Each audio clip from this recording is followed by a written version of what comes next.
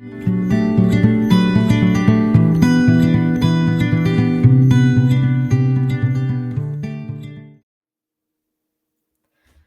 everybody, welcome back to another episode of Canadian Women of the Outdoors. Still here, 5 or 6, I don't even know what number we're on anymore. Still kicking. You guys still want to hear, so I'm going to keep going. We have another special guest on with us today.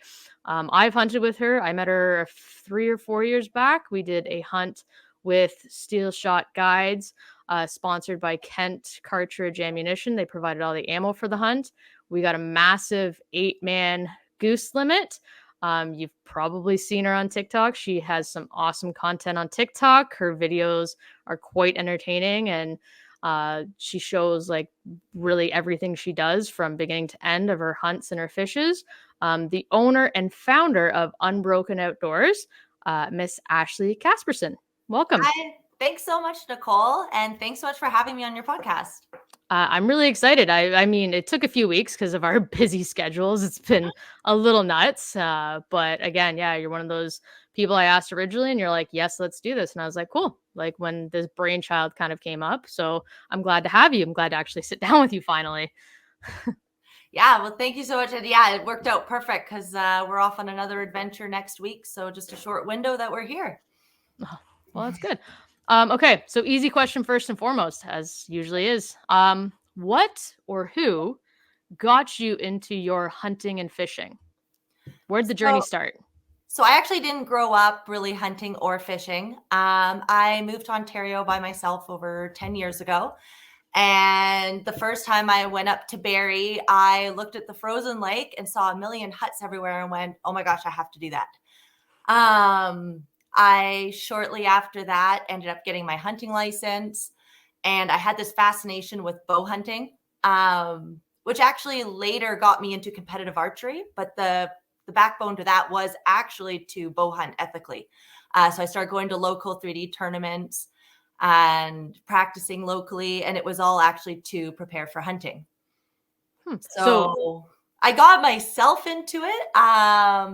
But I also met some people along the way that shared their knowledge with me and further encouraged me to do it. So it was it's been an evolving addiction. So where are you originally from then? I didn't actually know that you weren't from Ontario. That's news to me. No, I'm actually from North Vancouver, British Columbia. Oh, okay. So that explains some of our other conversation. Okay, now it's all good. Okay, so that'll be topics brought up later. So you just came here, you've like never hunted and fished before, saw Lake Simco in all its glory, and you're like, yeah, I'm gonna do that. 100%. I mean, other than, a worm and a bobber and your Canadian Tire special fishing rod with a parent, yep. No one really, my first fishing memories are sight fishing rainbows with rye bread off a houseboat with my grandpa. Those were my first awesome. fish, my first experience really fishing. He took it very seriously though. And every time. Grandparents always do. Oh yeah. And we were always out in the interior. So every time there was a big storm coming, before and after, he was like, who's fishing? And I was the only volunteer, which later resulted in tormenting my sister with our catches. So when you got into ice fishing, did you just go buy like a hut at Canadian Tire and a hand auger and go, and you're like, I'm gonna try this? Like how did that? So I had nothing here. I actually was like, oh, it can't be that cold out there. And like, because I didn't have any gear or anything, I just kind of walked over. I was living in Barrie at the time, and I walked over to like a local tackle shop, the Bait Bucket at the time. Yeah. And was kind of like, what do I need for this? And I had a pink and blue buckshot, a gold and silver Williams spoon, and no idea what type of rod I had. I definitely don't own it anymore. And I just hiked out onto the lake and went, I don't know, not very far, probably had no graphs. Just had a little 6-inch hand auger. And I actually caught my first whitefish. Oh, seriously? I did. Yeah. Wow. That's pretty epic. This is way too much fun. If I can do this on my first try, I I was pretty ecstatic. And you didn't keep the rod, like, as a relic to hang on your wall? Like, I caught my first whitefish, like I probably had it until a few years ago. I actually have been having to downsize a lot of that gear, and I had a lot that went missing a few years ago. So it's just kind Yeah. of now I've got a certain setup that I use for most of my ice fishing that I really like. It works very well, and I've kind Mhm. of switched everything over to that over the years. Okay. Um, so do you prefer hunting or fishing or ice fishing? Like, do Ooh. you prefer hunting, open water fishing? Like, what's your favorite here? I don't know if I could pick a favorite. To me, they all kind of it's no different than the seasons of weather. It's the seasons of is it fishing season, ice fishing season, hunting season. A lot of the time they do go hand in hand. I'll go say in the spring go for a bear hunt and then in the afternoon go for lake trout or go in the morning for lake trout and go sit in the bear stand in the afternoon. Um, the winter very much is ice fishing. It's one of my absolute favorites. I love starting the day before work, being out there before everybody else, and actually probably off the lake before most people go out. Probably Um, before most people get out of bed to go to work, if you're catching limits, like yeah, the morning bite is my absolute favorite. I will take a sunrise over a sunset any day. And that actually goes for fishing or hunting. yeah, I agree. Sunrise is like the ultimate. Like, there's nothing like waking up like in the woods or on the lake. Like, Yeah, and it's then you get out, you get your limit, you go home, you go to work, and you've got dinner for the night. So right? Yeah, exactly. So Unbroken Outdoors, for the listeners and viewers that don't know, what is Unbroken Outdoors? When did you found it? Found it? Um, when did you create it? Words are hard. And why? Like, how did you kind of get all that going? So in January of 2021 is when I started it, or I incorporated it in January 2021. It has been actually evolving ever since then. It has definitely broadened from when I originally started it. When I first started, I was in a situation from about halfway through 2020 until then where I was told, I would never be able to hunt and fish on my own. It's something that no female can do on their own. Yeah. Um, Okay. and that basically I would fail. I didn't stand a chance. I may as well get rid of all my gear. And I went, well, this is a big part of my life. I absolutely love this. And why can't I go do it? So that year, I filled every hunting tag I had. I shot 2 turkeys, a bear, a whitetail. I think that was also my first fallow deer hunt that year. Like I went for everything that year. As you should. Like, that's a And I think I might have done my first bass tournament that year as well. So I just was like, okay, let's take all the things and let's see how this goes completely solo. Um, it was exhausting. I had some pretty tough learnings along the way. I had a 4-wheeler flip on me when I was on by myself. Um, ooh. so definitely some learning. But Yeah. here I am 3 years later, and now I'm actually enjoying the company of hunting and fishing with others again, and I come into it with just a different confidence and a different knowledge, and I'm just now it's a big way to encourage others. Like you don't need your partner or your friend or your parents or anyone to be able to do these things. By doing it actually on your own, I find you learn in a different way. You're learning more through your own experiences, not someone else's. Mhm. And you're building a different knowledge set, which then you can take and complement others when you hunt with them. Yeah. So basically, it's just a brand about promoting and empowering just like women being able to do it themselves, which Yeah, I mean, so many people are they're also nervous to go out by themselves. yeah, Where do I start? What do I need? Um, but it is extremely empowering to be able to go out and be like, you oh, know what? Like absolutely. I scouted this property, I asked permission, I put in the work, I, say did a food plot or hung a stand, I played the wind and I ended up basically getting a wicked buck or whatever else it is, even if it's just fishing. I launched my own boat. There's just so many different wins that also I think play into safety and complimenting others in the industry as well. That's like this is the one awesome thing about you. It's not just like you don't just post you're like, okay, here's my after picture. I got a deer. No, you post every step of the way. Like your TikTok, you're like, okay, I'm out here putting apples out. Like you show that all this work you put into. It's not just the final product. So it's like, okay, cool. Did she actually do that herself? Or like, because again, you can show the final product and it's like, did you go with a guide or whatever? But the fact that, again, if you guys don't follow her on TikTok, Unbroken Outdoors on TikTok, and she Ashley posts all her videos, all her, like, you posted a video of you catching minnows. What was that, a few weeks ago? Yeah, so that's something new I actually just got into since being with my fiance Donnie of Hotbox Huts. Congratulations, by the way. Thank you. Yeah, I had to say that. Yeah, we got engaged in August, and this is my first time ever minnow harvesting. So I've been kind of learning from him, getting a feel for it. And definitely it is a top interest now that's been really new and exciting.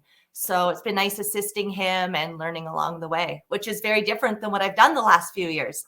So how do you, like, because for Hotbox Huts, it's a business. If anybody doesn't know, Hotbox Huts runs out of Barrie, right? Or just outside No, of out Barrie? of Innisfil. Innisfil, Yeah. sorry. It's on Lake Simcoe out of Innisfil. Cooks Bay. This side of Cooks Bay, about right. 45 minutes north of Toronto. So you're harvesting how many minnows for that business? Like that's like, how many huts do they have now? I think he's got about 52 huts. And you get about what, 50 to 100 minnows per bucket? We went out with Hotbox with Donnie last year, and nice. it was great. But I mean, you must be harvesting. I don't even know how many minnows. Well, unfortunately, I can't be out with him. He's out there a lot, with others and by himself even this year. So I haven't been there for all of it. But I mean, I was shocked. Like the first poll we did, when I saw how many minnows were in there, I was like, wow, this is really cool. Like this is insane. So is it like a net or a bucket? No, it's a net. Yeah. So there's Okay. certain regulations you have to follow and certain specs that are only allowed with his license and that. So I don't want to give too much info because I don't want to mix anything up. I'm still learning the backside of things, but it is a really cool experience. I was gonna say the process itself must be kind of cool to be able to harvest all those minnows. Like that's just kind of cool. I did learn pretty quick though to dress for the weather. It can be pretty cold on the hands and that. I can only imagine. Although today's beautiful. We're actually we were just down looking at some of our minnow areas today and hoping to get out tomorrow for them. So oh, it's gross here. You guys are lucky. We got all the wind, sleet, snow, nastiness. Ugh, oh no, thank man. You. So okay, we're gonna kind of go back into hunting. So this year, what successful hunts have you had this year? And which one has been your favorite? Because again, I follow you on social media. I've seen you've had a lot of success this year. So talk to me about them. Let's hear it. Let's hear the stories. I don't have a conventionally favorite hunt this year. I have to say it was the spring black bear hunt. I actually did not harvest a bear this year, but I did go and help Donnie track a bear. Okay.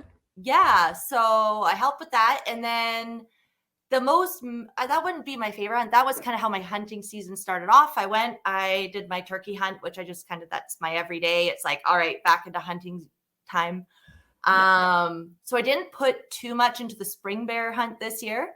I was planning to do the fall bear hunt, but other things took over this year. This year was very different. I didn't whitetail hunt yet this year. I actually got 7 whitetail last year plus fallow deer and everything else. So the freezers are really full this year. Oh my goodness. So I made room for what could potentially be the last fallow deer call in Canada this year. They're an invasive species out west, and I am fortunate enough to be able to be part of that hunt. I have been for 3 years. And so I had a very successful fallow deer hunt this year. I actually got a really cool black buck. He's like almost completely black and has some weird nubs and junk going on with his little racks. So that was pretty cool and memorable this year because it may never happen again. That's on the island, right? Yeah, so that's on Sydney Island. It's probably the most southern island near the U.S. border off of Vancouver Island. Okay, this may sound like a very silly question, but how did these deer become invasive to an island? Like, So did back it? in the 1800s, they were actually brought there for hunting, as Oh, well as there's wild peacock there. Well, invasive peacock. a There is peacock. also, what's that? A peacock. Yep, we That's have peacock. wild. So we have six.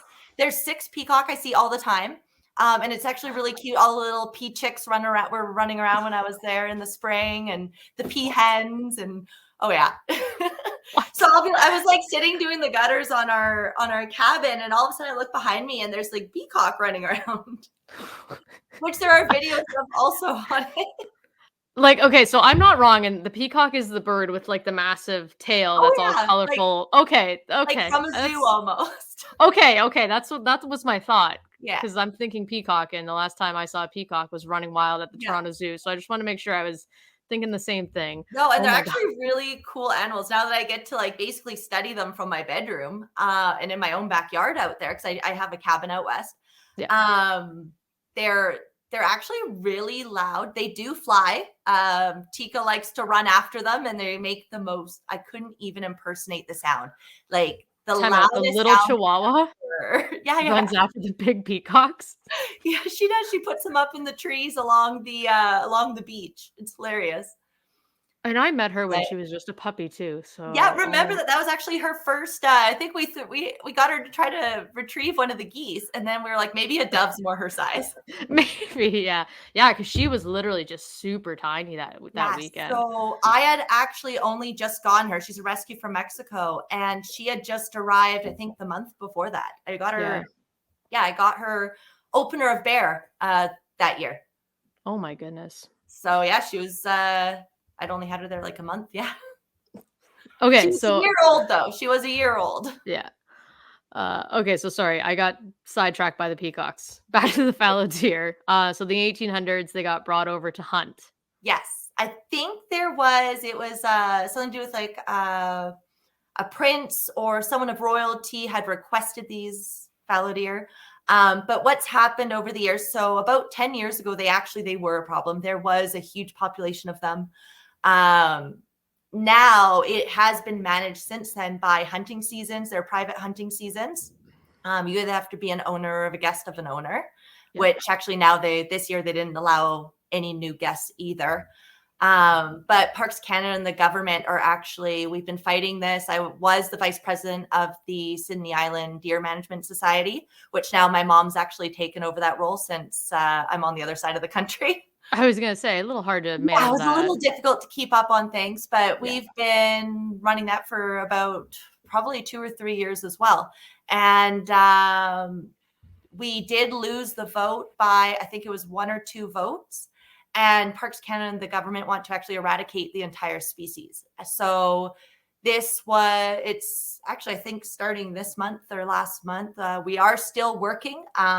We had a petition going on change.org. Mhm. But it's something that we don't know what's going to happen at this point. So you Uh, are still trying to appeal that we are, yeah. decision? Yeah, because I mean, is there that many that they need to get rid of them right now? There's Like, honestly probably, I would say, between 250 to 350 at an absolute max, maybe 400 or 500 deer on the island. mhm. But there's no proper surveys done, or like there's no way to actually say, no one's put in the work to say there's this many deer. But I'll tell you what, after day 3 of hunting, they're a little sparse.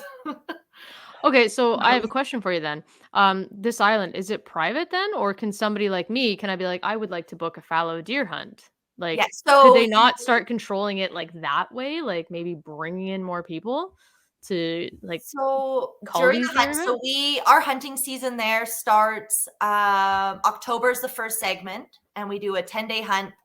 Usually the Monday and the Tuesday of each of those are a call where Parks Canada allows us into the park. Okay. So on the island, it is private, except for, I can't remember exactly how many acres, but Parks Canada actually owns part of it. called Okay. the Sydney Spit. So during the summer, there's like a water taxi you can take over. So you can go over and enjoy the beach on the Spit, but you Mhm. actually can't access the island. The marina's ours, it's private. So the rest of the island is owned by the property owners.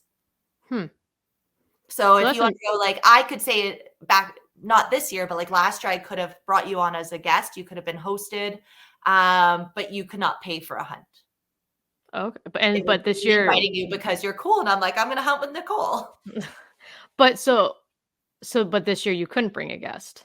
No, so actually, Donnie was hoping to be a guest this year, but what they did is because it could have been the last segment of hunting, Mhm. they didn't allow for any new guests because they wanted everyone who's been part of the heritage of it for so many years to have an opportunity, because we only allow so many hunters per segment.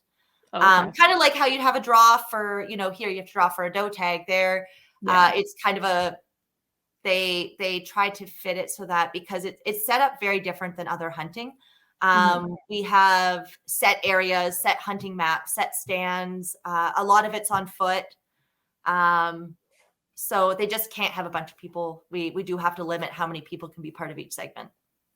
But if there's so many though, and like I mean, if they're eradicating them, like when you say eradicating, what is their plan to do that? Like, how do they plan on doing that? They're actually planning to hire an American company to run dogs and shoot from helicopters. So keeping in mind, this is actually like a residential island. Yeah. There's only Like, 100 and I think 101 or 103 lots, and all the homes perimeter the island.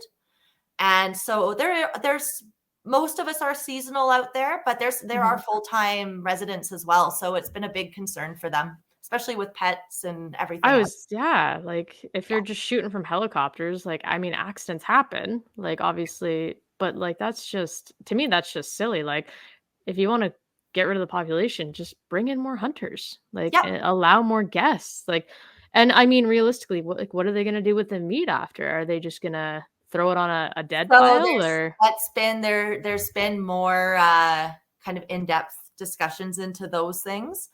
Now we are limited to how many hunters. The island's not very big. It's about a 1,500-acre island. Mhm. So you can't have a surplus of hunters, or just it would be a safety factor. Like, Yeah.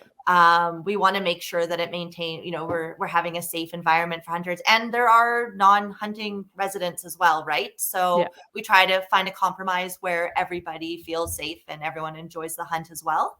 But I do believe that through our hunting seasons, because our season goes, so there's October, November, I think they stop in December or January, Mhm. and our season goes right till March with a 10-day segment. So usually in Really? October, Okay. we call about, I think, between 50 and 100 deer. And each month after that is less and less. Mhm. I didn't get the numbers back from this year, but I mean, even myself, I'll usually harvest between 3 and 5 or 3 and 6 deer per 3-day hunt, 4-day hunt. So, do you have like um drawing a tag, like, do you draw tags or because you live on the island, you have, like you can So get it's a whatever as special many license. okay, it's a So completely different I'm in thing? a bit of a different situation. So I always have a hunter host from another resident, as well as I can host residents because I'm an owner. So even though I'm Mm. an owner, though I'm not a BC resident, so I still need a host. Oh, So it was a little okay. complicated that way. Um, but yeah, then you have your special license and everything else, like, you still have to follow the regulations and that. Yeah. Some So things you are have to go through and get all your BC licenses absolutely. and all that, Yeah. yeah. Yeah, you can't just show up and hunt, or, oh, it's a private island, I can do what I want. It doesn't really work like that. Also, you have to report your harvest at the end. We also have resident blacktail there, so you do also need a standard tag for that. Mhm. And there's also royalties as well on some. Now, I believe the royalties, I don't think they should be on the fallow deer because they're invasive, but Yeah. it's just I could go on forever about it, and probably there's a lot to it. So just out of curiosity for, like, when you go back to BC, is it, like do you get, like, a week license or a day like, day by day? Or Yes. because you own a property there, like, do you just do the same thing here and just get, like, the 3 years or whatever it is here type thing? So I have a non-resident license in BC. Even though I'm a property owner, I want my primary residence is Ontario, and that's where I hold my current license. There, I'm trying to think. I use like their online program, just like we have here. Actually, I feel like ours is a little easier to follow than it was. It's pretty straightforward here. I will give it that. Yeah, theirs is a little more confusing. But yeah, it's just you still have to. The biggest thing is to get the PTA, which is your permit to accompany from a host, and that actually you have to do in advance because it can take a while to get passed and approved. Oh, well, that's no fun. So far, it's worked out, but actually, no. Well, My first year, it didn't get approved. The host that I had, something didn't go through right on the paperwork. So the first year ever I was going to do it didn't work out. Oh, all right then. Okay, so we kind of, again, you had successful black bear, or sorry, you had successful turkeys.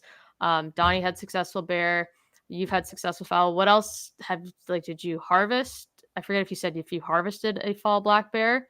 No, I ended up actually not doing the fall bear hunt or whitetail hunt this year. I had a lot going on outside of hunting this year that had to be attended to. So, and our freezers are really full. So I was like, okay, if a nice buck shows up, I'm going to go chase him. But this year we definitely, we got a lot of meat here. So we want to kind of eat through some of that. And like I had said, last year was probably the most phenomenal season I've ever had. So still trying to work through that as well.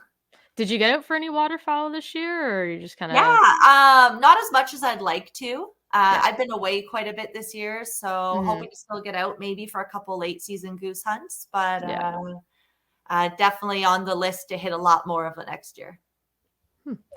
Now, as we talked about at the beginning of the episode, ice fishing season coming up, which is my personal favorite season. I love ice fishing. I will take ice fishing over open water any day of the week. So with ice fishing being on Simco, what do you primarily target? How do you get ready? You said you only started off with a rod and a couple little spoons. What kind of gear? Like, what gear do you have? What gear do you recommend for now that you've been in this for a while? For somebody starting out ice fishing, what gear do you recommend? So, I mean, I don't bring a lot. I don't have a lot in my tackle box for ice season. I've got a couple setups that I use because they produce results day after day. I think if you were to get into it, I would probably start with maybe a medium, depending what you're targeting. I mean, if you're targeting, so let's say whitefish, I would get a medium or medium light rod or action rod. So I use the Meigs lure. I don't know if you're familiar with that one. Yep. It's my James Meager, isn't it? That is, yeah.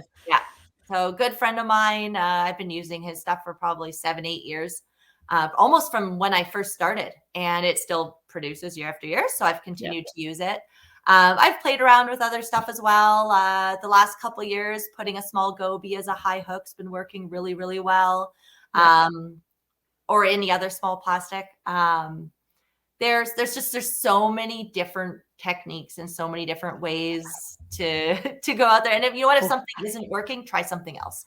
Or watch a video. There's so many videos now that pretty much any lure or anything you're even curious to use, you can find a video on how to use it.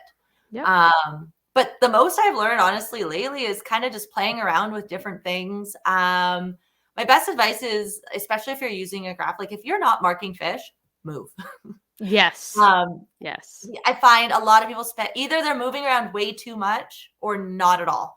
And sometimes it pays off if you sit in one spot. But at the end of the day, if the fish aren't there, you're not going to catch fish. A lot of the time, though, that's only moving like 30 feet or 100 feet. You don't have to move far. For all you know, you could actually have a big boulder and your presentation's not there. So you don't have to change a lot to get onto fish very quickly. I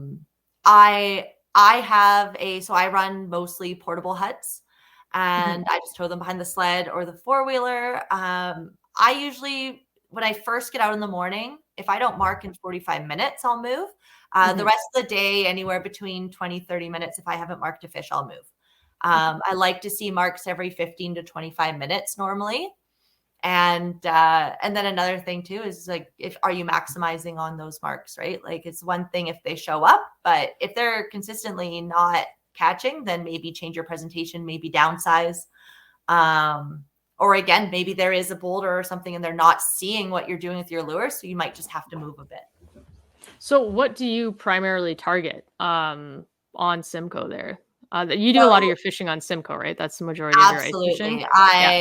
You can find me any given day, probably on Simco in the winter. Well, we'll be coming up there again this winter. Oh, perfect. Hopefully we run into you. Yeah. But yeah, I've been going to Nipissing as well the last few years for walleye. Actually, it was really cute. I got a mud puppy last year. I saw that picture. Yeah, it was really cool. That. Yeah, I was like, what's this thing? I've never seen one of these before. Yeah, I saw that. But yeah, that was pretty cool. Was it a pike? A pretty decent pike? Or yeah, so that was the year before. That one actually had a cool story. So I caught that one actually on the drop. And I was fishing with another girl, Stacy, and the line got wrapped around her lure and then it went in. So it was on my hook, got caught in her line, ended up right at the hole. I go to grab him and it comes off my hook and her line was still wrapped around it. And we were able to grab it because her line was still there. So I call it our team fish now.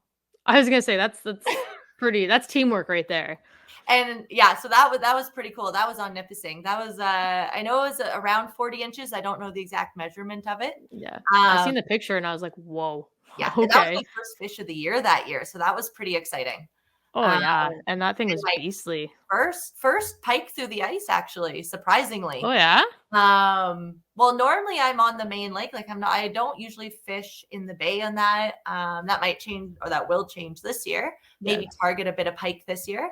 Do you ever go to Cooch? Cooch has some pretty decent pike through the ice. You know what? I surprisingly, because like I live right at Cooch. And yeah, I was gonna say, like I don't really fish there. It's a great fishery though. Like there's a lot. It has a lot to offer. I'm just so addicted to those Simcoe whitefish though.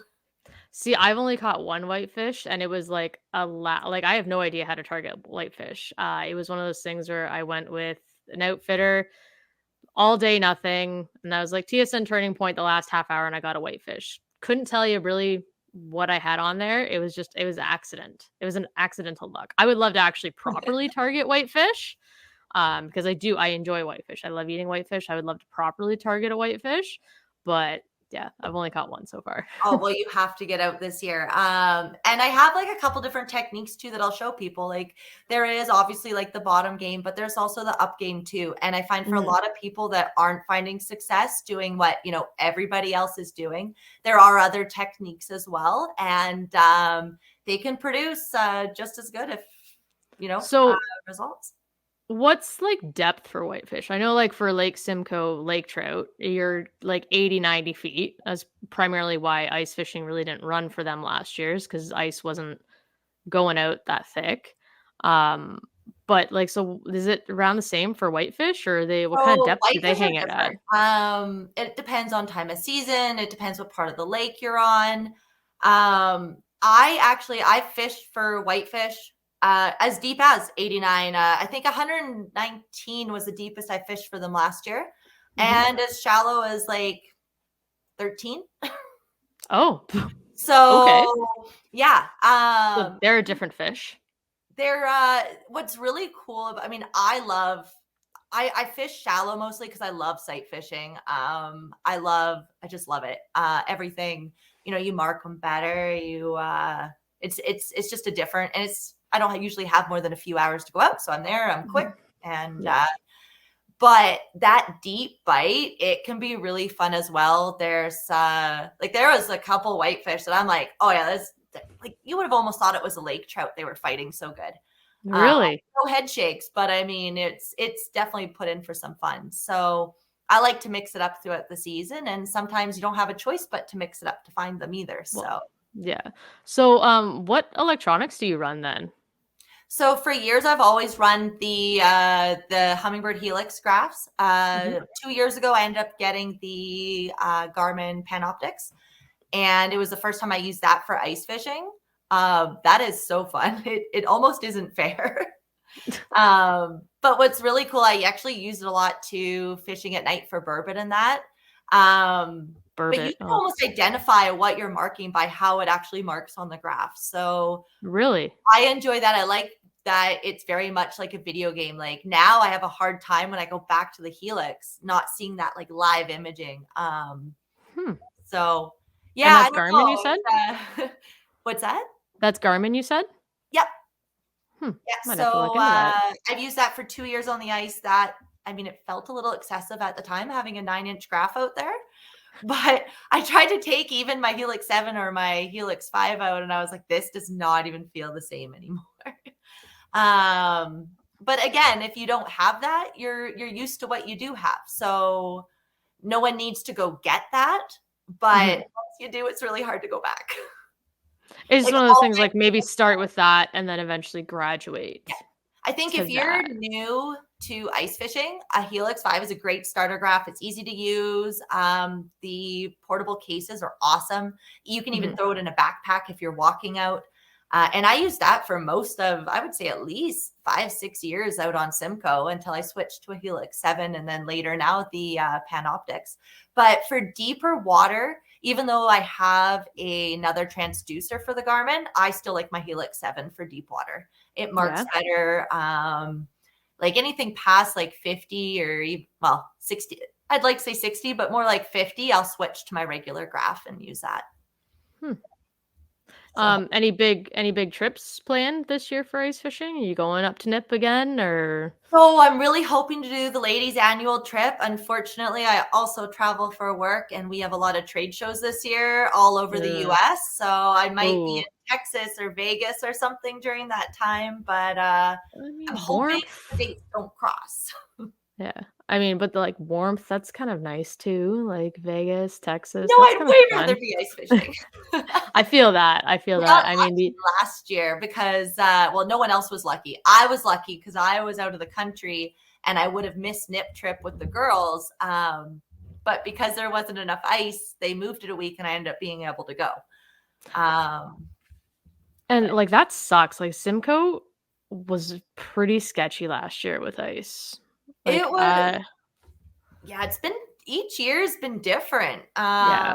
And a lot of people say, like, if you're not from the area, you don't know, like, don't risk it unless you know what you're looking at out there. I've Um, also seen some of your posts where I mean, you go on ice that I'm like, I probably wouldn't do that. Like, But I it's also clear, have and I'm all the like, safety gear. I've also yeah. done like a lot of wilderness training. But again, anything can happen. I've gone through the ice. Ugh. So, do you have a float suit? I do. Yep. That's Uh, one thing. Like, I want to invest in a float suit because the more in love I fall with ice fishing, I'm like, I want to do this on like the early and late season, but I'm just like, if I go through, I'm getting pulled down. I'm done. and the But key to is like you don't want your arms going and your head going under. no, like, what is Um, it? Like, throw your arms flat out, well, luckily, or like, like, and with a lot of the floats, like with a good float suit, your head's not going to go under. no, Most of the time, though, when I've gone in, like it's been on, early season checking ice, yeah, shallower or back lakes, or with a certain group of friends where we got each other's backs and we know what we're in for, but we're safe yeah. about it. This year that was going to be different on the ice. Some new things, especially working alongside Donnie and the team there with Hot Box Huts. Hmm. But I told him, I'm like, I'm still getting out for whitefish. Yeah, I don't want to do the perch. Like, they're tasty, but I still I want was, my I'm whitefish. gonna try to develop a new love of perch. I'm gonna try See, to I put love a perch serious fishing. I chance. love perch fishing, but also I haven't caught a lot of whitefish, so I'm wondering if once I start, if and when I start catching whitefish, that might change. The My whitefish, goal, yeah. I'm still like my goal is I'm searching for that lake trout through the Are ice. you? I want one so bad. That's like my goal for this hard water season somehow, some way. Don't know how it's gonna happen, but it's my goal. What float suit then would you recommend for us ladies out there? Because So a I lot of them are big and bulky, and yeah. Yeah, like, you so like the big, like, the Mustang suit, like, the big one pieces, I find I get too hot, like, I wanna be able to just remove a layer during the day, and I hate how the arms are like, if I have a one-piece suit, I'm dropping a sleeve in the hole or something. yeah, yeah. Oh, geez, probably back to, like, when I first after my first year, so probably on, like, I think since 2014 or 15, I've been using the FXR fast suits. And they're I probably have, floaters? like, 4 or 5 of them. Those are floaters? Yeah, yeah. Okay. Yeah, they are float Hmm, assist. okay. So I've actually like tested them in the summer and made sure I know what my suit's capable of so that I feel more confident out there as well. But I really like those suits. They're even actually this year, like even in that minnow video, I'm wearing the rain suit. It actually has float assist in it as well at a smaller level. Oh, So really? Okay, yeah, that's kinda so I'm cool. like, "Oh, early season, late season, it's still especially in March, like, it can be hot out when you're out there." Yeah. Perfect alternative to not wearing float All assist. the bulkiness. Yeah, Yeah. like all the crazy. Because yeah, even like the Strike Master suits and stuff like that, those things are so bulky. Like, I've tried a jacket Most on and I'm of like, them "Oh my god." are pretty bulky. They do pack out pretty good though. Like, that's one reason I don't like getting a new suit every year. Like, I like it once it's broken in because you're like, Yeah. "Okay, yeah, I'm more mobile in this now." But I think too, a lot of people don't size it right. Like, I tend to always go a size smaller in the pants and a size bigger in the coat. Um, Yes. if I were to buy the pants and the coat the same size, I feel like a marshmallow walking around. Like, it Yeah, just you're feels just like like too much. So I like the bibs to fit a bit snugger. yeah, Um, Not tight, but like usually they're a more size snug. smaller than my jacket. Well, the jacket too, you can layer under too. You got your hoodie or whatever, Jacket. like Those suits though, like I don't layer a lot under them. I've got the really? bibs, I've got usually a long sleeve and a hoodie, and that's it. Hmm, So interesting. yeah, they're Because pretty warm. I'm usually freezing. We're going up to Kirkland Lake, and that's gonna be like -50. I'm Mm. like, Get a yeah, heated I'm like, vest. Heated vest. so that's what people keep saying. They're like, just get a heated vest and wear it under your jacket. That's all you like. Once that's all warm, you're fine. And I'm And like, just okay. don't use it when you're hiking and that though. Like I Oh yeah, have I one a lot of the time sweat for walking long onto the slips. ice. Yeah, like even late season, like deer hunting normally, which Yeah, I wish I was doing right now. I'll usually add that to my layers, but I won't turn it on unless like usually right before the thermal start dropping, that type of thing. yeah. Just to prevent my body from getting cold. Well, yeah, it's one of the things you're hiking out there, you're sweating, you're like moving your body and keeping your blood warm, and then all of a sudden, okay, you set up, you're about to sit down and start fishing. That's when you want to like, okay, let's stay warm. Yeah. I'm warm. Let's stay warm. Yeah. No, they're a Um, great. I don't like relying on it for warmth, but I like it as an add-on. yes, yes, that's a yeah. I saw a heated vest, and I might have to invest in that. Let's talk meat. You say you fill the freezer. Yeah. Obviously you use all your wild game.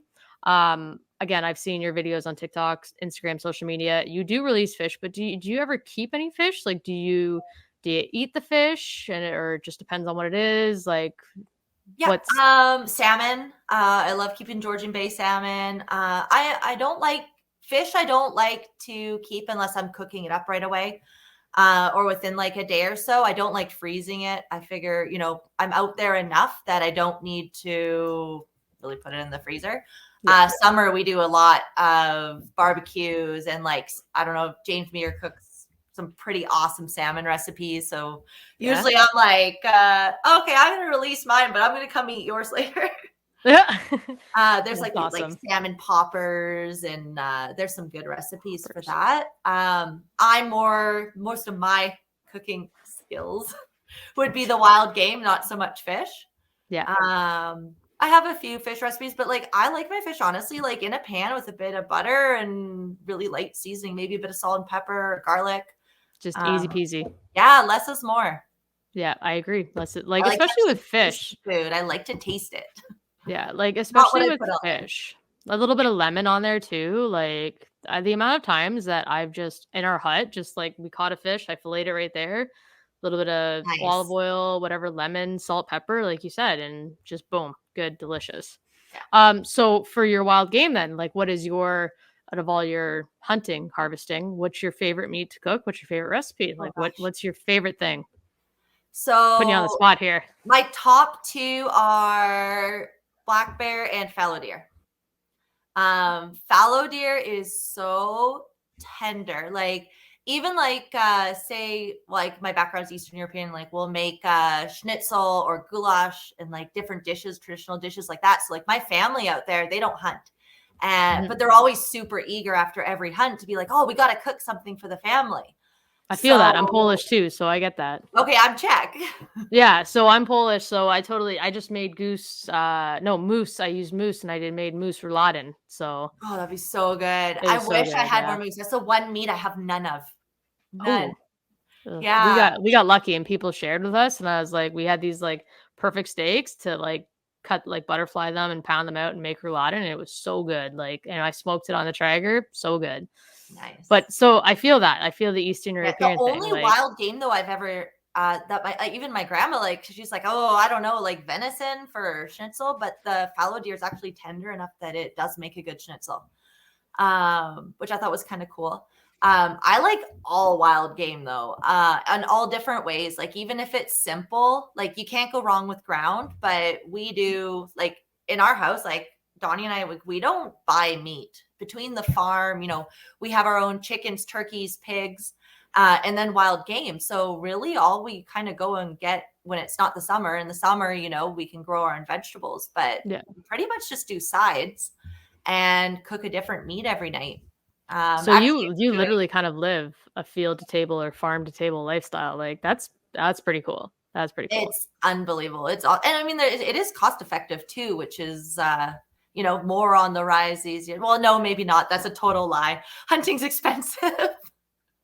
I was gonna say, with our licenses and everything, Yeah, our equipment, but it's a lot yeah. better for you. No, Well, that and I mean, you know where your meat comes from at that point too, right? Like you know where it comes from.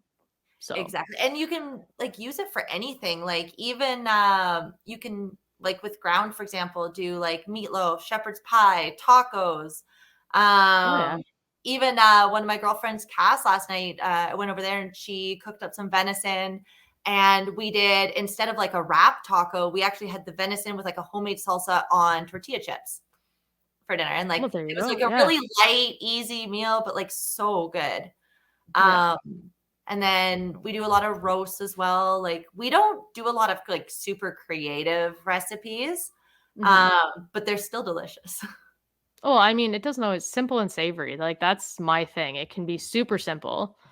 Yeah, Like again, with our Eastern European stuff, a lot of that is really stupid simple because that's really all they had, yeah, but it's delicious. Like it's comfort absolutely. food. It's delicious comfort food. Yep. Like a schnitzel. It's just your meat with some panko breadcrumbs and some seasonings fried up and you're good to go. But again, it's comfort food. Yeah. And then I So, make actually like a lot of, I call them my leftover stews, but it's normally like at the end of each season, I do a lot of it because I use all the leftover ground from the year. And like every week I'll make a different stew or soup. It's kind of like a hamburger soup almost, where it's all yeah. like ground and vegetables and cabbage and like all this stuff. And it's like super satisfying, especially in the winter. But Ooh, yeah. I see, I mm, love soups and stews. Like in fall, winter, like throw things in the crock pot, leave them on all day. It's, well, it's the way I in live my life in the Oswego, fall and winter. one of my friends, Heather, and I, like, we do a wild game dinner. This was our second annual one this year for all the neighbors, local farmers, everyone to come try and sample different wild game. So everyone brings a That's dish. pretty cool. Yeah. So That's we have really some cool. That's meat. actually a really good idea. When is that happening next? I want to come. We just had it like a week or two ago. Well, where was my invite? What the heck? Next year I'm coming. I And want to eat actually all the this year food. they added, what we also had elk this year. And Elk. Oh my God, I love then we'll elk. also have some of the local farmers bring like their beef or whatnot for those who don't want to try wild game. Um, it's that there was everything. There was bear stew, there was venison stew, there was like Oof. venison ball meatballs. Okay, well, I need to come to this next year. I don't I'll care have to about the let you know. drive. Yeah, for I sure. don't care about the drive. I'm coming to eat the food. It's Like, worth it. It's the perfect way to try everything and to I try love different food. recipes too and how other people enjoy a wild game. Well, so that's actually something I want to eventually come out with this is people listening or whatever submit recipes or whatever, and I either Mhm. put them on a website or try them out and make a video of it. Like, just because, again, sharing recipes, like, cool. We may only know, like, one person may only use goose for goose poppers, but there's 1,000 different things you can do for goose. Yeah, So goose is one, like, I would love I'd be interested in goose recipes. I only know, yeah. very small selection because, like, um, goose usually I have actually one of my friends cooks up I don't know what it is, but it's a really good way of doing it. Again, not a super heavy recipe, um, but, I mean, I don't think there's So any wild game I don't like. one of my favorite things I do with the goose, like goose legs, is I Mhm. do like a beer braised goose leg and turn it into a ravioli Oh, wow. in I like wonder a if that brown, would and be then like you braise your goose legs, and so I'll do it in beer and I'll braise them until they're fall off the bone, and then they're all shredded up, and then you throw some like ricotta, spinach, your spices, make your little filling, and then ravioli, and then a brown butter sage sauce. oh, geez. I Delicious. haven't eaten all day yet, right? Well, We actually sorry. have, yeah, we've got I think we're doing maybe like a venison shepherd's pie or something tonight. I don't know, Oh, but that sounds I was supposed to tasty. throw in the oven before this and That didn't forgot. happen. Okay, so we're hitting our hour mark. So last question. I didn't actually send this question to you because this is something I like to put on the spot for everybody. Oh, lovely. Uh, it's the question I always ask at the end of every episode. For somebody getting started, a woman getting or a young lady getting started in the outdoors, whether it's hunting, fishing, what have you, what is your advice? Everyone always just says get out there and do it. Mhm, But what's your advice? Whether it's go to your local tackle shop and see the mhm. gear, or get heated socks, or so we've had or join your Um, local Ducks Unlimited. We had that. So yeah. what's your advice? So don't be scared to try new things, but also don't feel like you have to do what everybody else is doing either. There's so much out there, so much marketing. There's you're not going to catch fish if you don't have this, or you're not going to get a deer if you don't use this broadhead, or so I think start off small, just get a key few items and learn from there. Go out and actually do it, and then go and assess, okay, did this work? Did this not work? And talk to other people as well, right? I mean, Mhm. there's, especially with social media right now, like there's so many people you can reach out to. Yeah. I get a lot of messages from new hunters, of, I would say, all ages, and female and male, just saying, I don't know, have you tried this before? Or do you think this works? Like, even now, on this, I was like, yeah, okay, I've got, Panoptics, or I've got this, but Yeah. my Helix 5 also worked just as good. Mhm. You don't need the best gear to get the best results. Um, I think, you know, anyone starting out, it's just eliminate that fear of just starting. Like, I know you say, like, don't say just, get out there, but you do need to get out there to do it. Oh yeah. And I think the big thing is, like, don't feel like you need to rely on someone else to do it with you. Like, Hmm. take those That's a chances huge on your thing. own. Start small. Um, like, I don't know, even if it's scouting the first time you go, like, be like, okay, I've never done a whitetail hunt before and I really want to do it and I have no one to go with. Go for a walk, see if you see sign, look at different things, understand the environment you're in. Then go back and maybe sit in a blind one day, or just like sit in the ground and observe, and then understand what the animals are doing and pay attention to that. Then you can combine those two things. Be like, okay, do they have the essentials here? Like, is there water? Is there shelter? What, like, actually pay attention to what's around you and evolve it from there. But just Mhm. don't feel like you have to rely on someone else to be able to make those first steps, even if And it that is takes a while to get there. yeah. And I mean that is a huge thing. Just don't be afraid. Get out. Like don't have to rely on somebody. Just Yeah. go. Like yeah. Like you said. Just don't be afraid. Just yeah. You're always waiting for someone else to do it with you. You're probably not going to go do it. Exactly. Yeah. Just like get dressed and go get a bag of milk is usually what I have to do.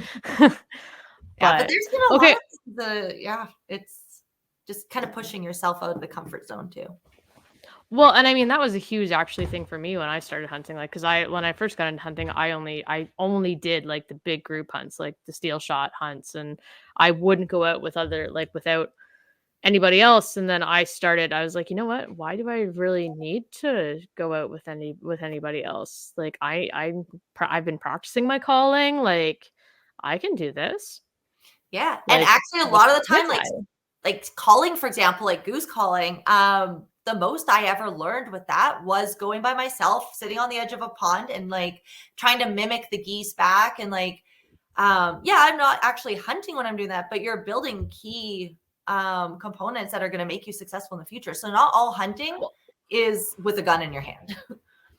no, and I mean, like, so for me with the goose calling, it was I watched YouTube videos and then Mhm. like driving to and from work, I would just be in my car, like just practicing my goose calls and or duck Guilty. calls. Like I would watch YouTube videos, do a little bit at home. It would annoy everybody in the house.